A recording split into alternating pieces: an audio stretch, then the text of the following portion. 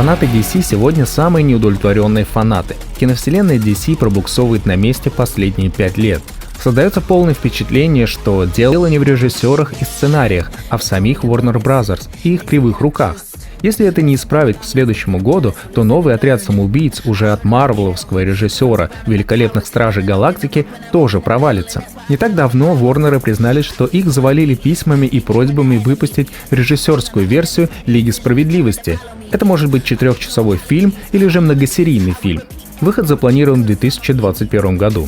Честно, я скептически отношусь к творчеству Снайдера. Мы знаем хороших режиссеров, начинавших клипмейкерами. Гай Ричи, Майкл Бэй, Дэвид Финчер. Они создают шедевры. Снайдер же многие критикуют за принцип «картинка ради картинки». Он прекрасный визуал, но порой за картинкой теряется смысл.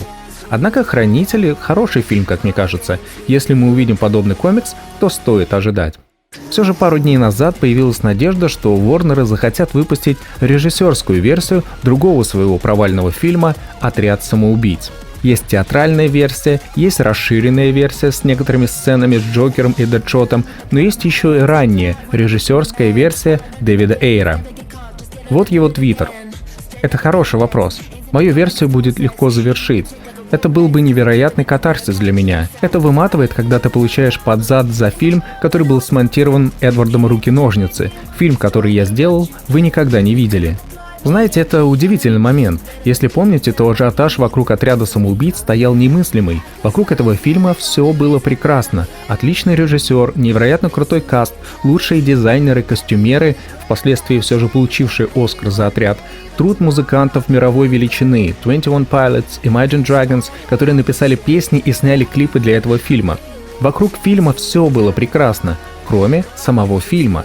Даже трейлеры, которые я так усердно разбирал несколько лет назад, были маленькими шедеврами, но лишь потому, что их делала, как принято в Голливуде, другая компания по производству трейлеров. Это рукожопство, эти руки-ножницы уничтожили, возможно, одного из лучших Джокеров в кино.